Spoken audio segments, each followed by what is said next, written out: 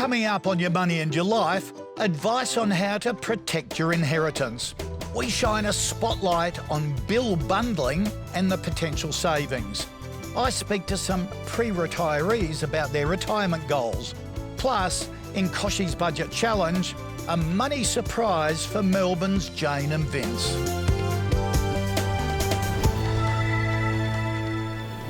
G'day and welcome to Your Money and Your Life, the show that's all about saving, spending, investing and enjoying your money. Today we're kicking off with Kochie's Budget Challenge. Every week, with the help of the team at Compare the Market, we dive into real families' bills and save them a bundle.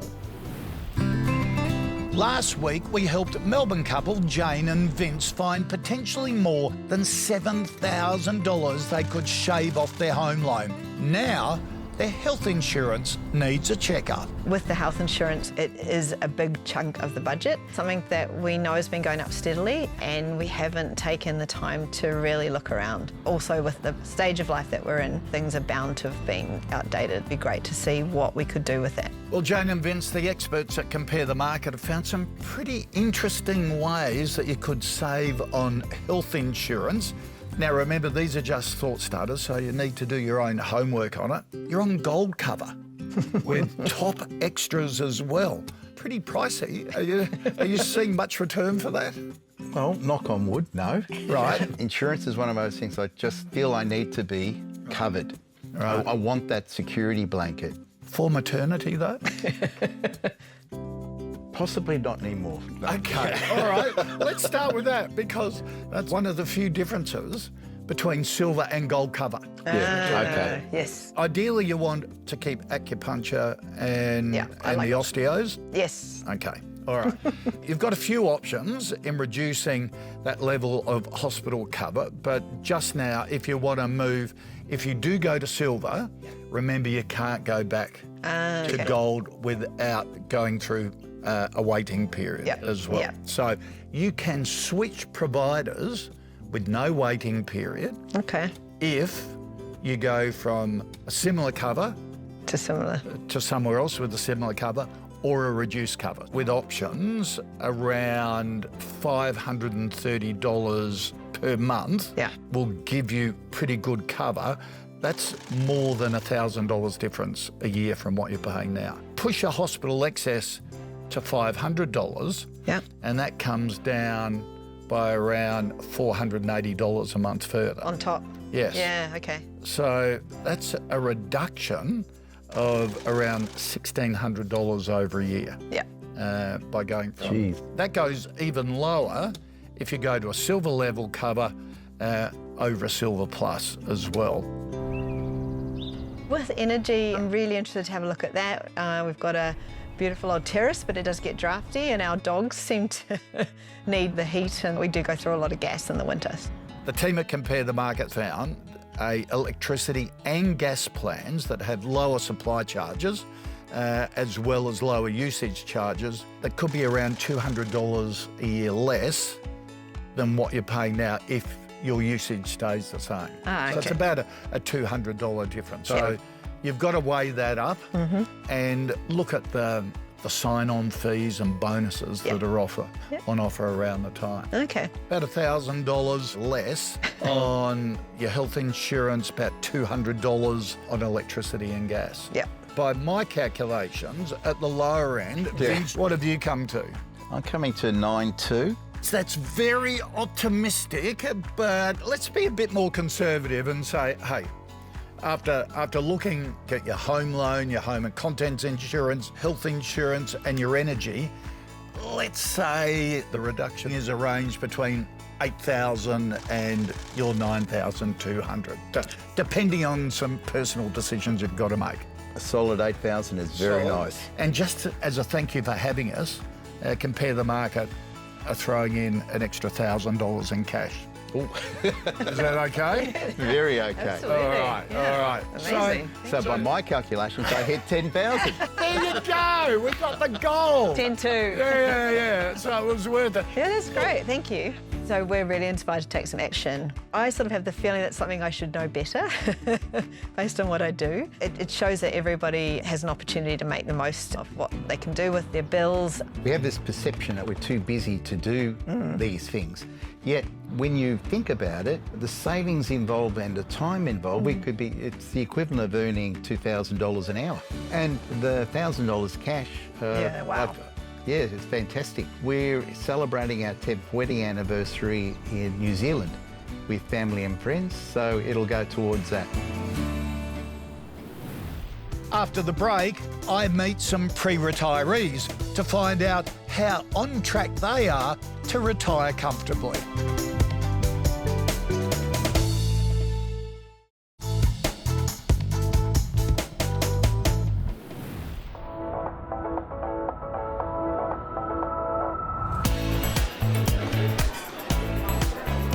How on track are you for your retirement?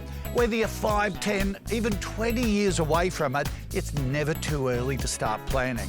A recent report from Brighter Super and Investment Trends reveals that retirement confidence among pre-retirees has hit a 10-year low, with 47% of Australians feeling unprepared for the future as cost of living pressures mount. Let's find out more.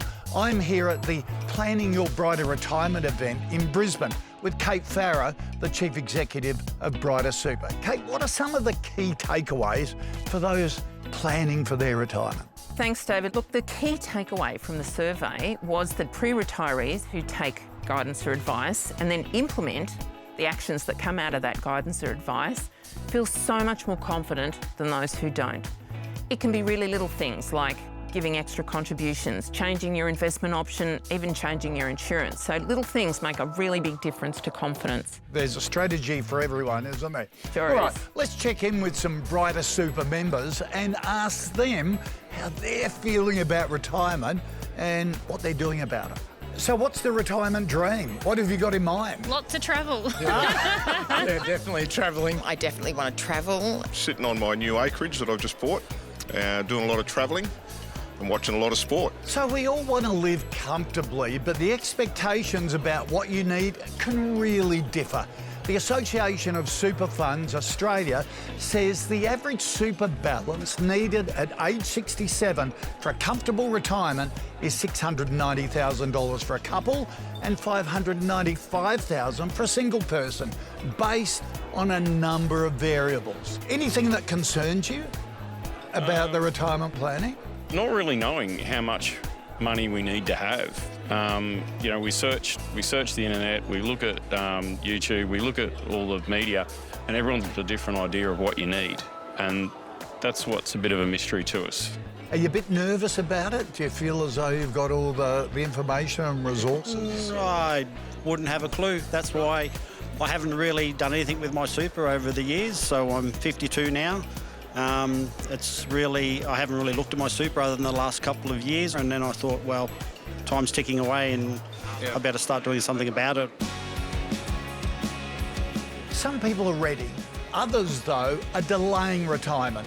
In fact, 40% of pre-retirees in Australia have said they're considering pushing their retirement back because they feel they won't have enough money to retire comfortably. I don't want to be stressing about money. You hear about people stressing about money and you hear things on TV about people turning all their lights off. What are some of the strategies you're adopting at the moment? I think advice is a good one because we know that so many uncertainties out there. So if we've got people that we're not experts, so if we've got people we can go to and go, what's your recommendation to do at this point? And additional contributions, we've been doing that over the years as well. Are you salary sacrificing or...? We've been doing that for a very long time and adding extras and those sort of things, yes. Wow. So taking action early, especially when it comes to your super, can be a real game changer. For a start, try out Brighter Super's retirement income calculator to crunch some of the numbers. Head to brightersuper.com.au.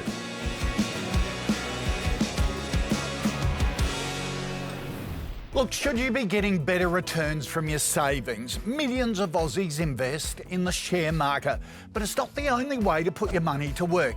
Yes, the share market offers potential for high returns, but it also comes with its fair share of volatility. That's where global private credit comes in, one of the fastest growing asset classes in the world over the last 15 years. Global private credit is a form of non-bank lending to businesses on a more diversified scale than Australian private credit. Investors can access steady and attractive income with lower risk and better returns than other traditional fixed income asset classes, avoiding share market volatility. There are limited global private credit providers in Australia. One is Term Plus, which works with top investment institutions to provide reliable, attractive returns from the mature, diverse global private credit sector. Term Plus target returns are tied to the Reserve Bank cash rate plus a fixed spread. This starts at the RBA cash plus 3% per year for a 12-month term account. Returns can be paid monthly into your bank account or reinvested for compounding returns. Head to termplus.com.au for more. Remember, always consult a financial advisor to find the best fit for your financial goals and risk appetite. Still to come, helpful ways to safeguard your inheritance.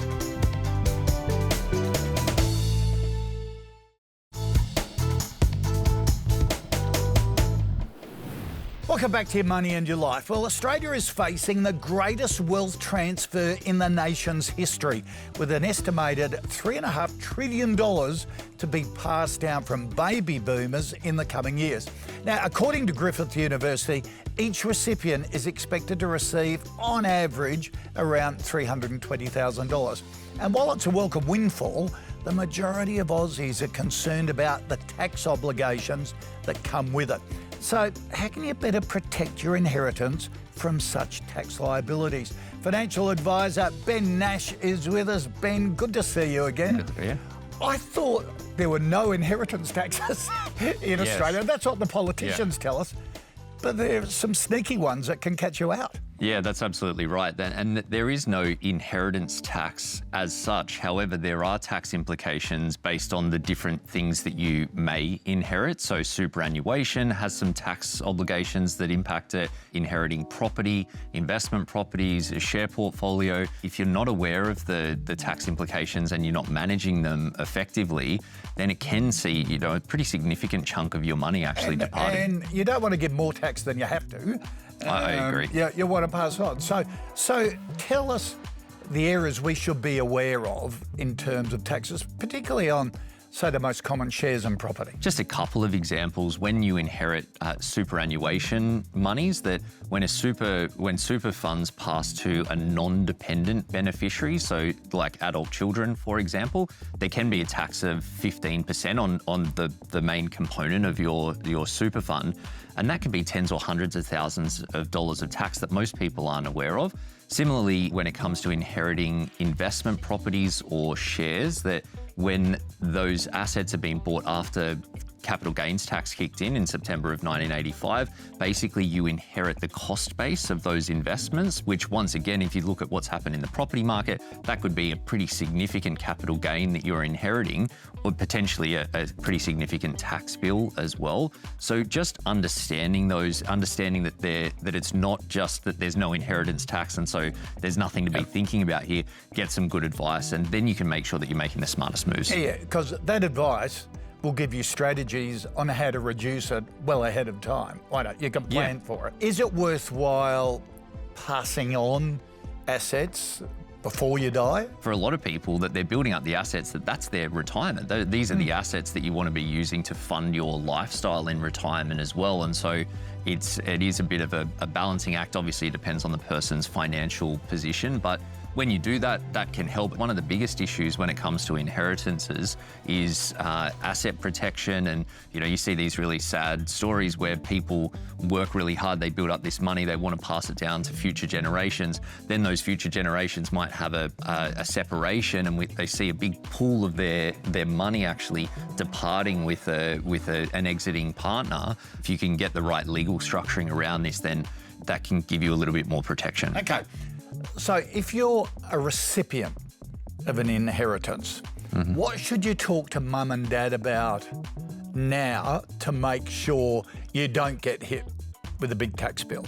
And do it nicely and respectfully, of course. Of course, yeah. What ideas should you be putting in their head? Well, I think it is a difficult conversation, or it can be challenging, particularly you're talking about to your parents about them potentially passing away. However, the tax implications, the asset protection implications, that can be potentially an easier way to start that conversation. And thankfully, there's a lot of content out there that, you could come at it in that you've seen something where you've realised that there are some issues there that need to be at least considered. There's definitely no right way of managing this, but I think having the conversation, because ultimately for people that are passing on money through inheritances, they want it to benefit the person that they're doing it for. So, starting the conversation can help. And the advice for grumpy old baby boomers like me is who usually keep their estate planning secret as a bit of a, if you like, a power play in the family dynamics to think they're still important. Just have the conversation so there are no surprises, because the last thing you want after you die is to create squabbles amongst the family when the will comes out. Yeah, definitely. And you do hear about some of these stories, and clearly that's not the intention for someone passing on some money. So it's better to have a clear plan, make sure people are bought in or clear, or at least clear on enough information to know that it's going to do what it is that you want to do as someone passing on money. Yep, great advice. Ben, good to see you again. Thank you. No worries. Ahead on your money and your life, how much should you keep in emergency savings?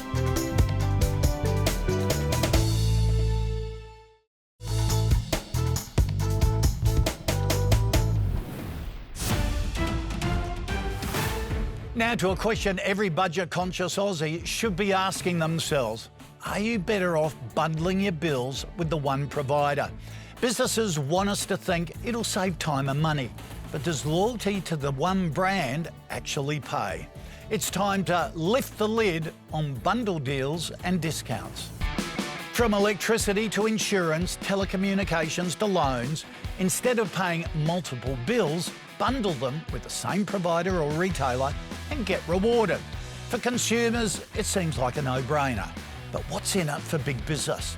The Retail Doctor Group's Brian Walker says it's to make us more sticky. A sticky customer is a loyal customer to one of these businesses. It's the customer that doesn't change. And the old adage is that it's much easier to grow your revenue and profit with an existing customer than find a new one. Several energy providers now include streaming subscriptions in their bundles. Switch to one of their power plans and score a year's worth of Netflix or Paramount Plus. You may be better off paying for those packages individually and buying the streaming service individually. Insurance companies offer multi-policy discounts too as a reward for loyalty. Often when you combine 3 or more policies, like your home, contents and your car or caravan. It sounds like they're doing you a favour, but are they really? These deals often fizzle out after a year. I've come across bundles in my budget challenges on this very show. Perth parents Chelsea and Damien from last season bundled their mobile phone plans and internet with the same company. Staying loyal to the one provider was costing them. We found another phone provider which offers 56% more phone data per month for the same price. Wow. So what are some tips to help you get value out of your bundle? Don't let perks fool you. Never set and forget.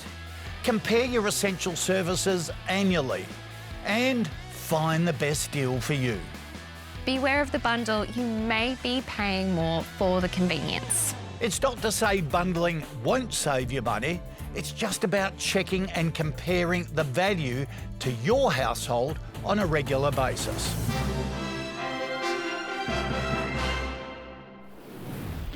In this week's Word on the Street, we asked whether you keep emergency savings for a rainy day and how much.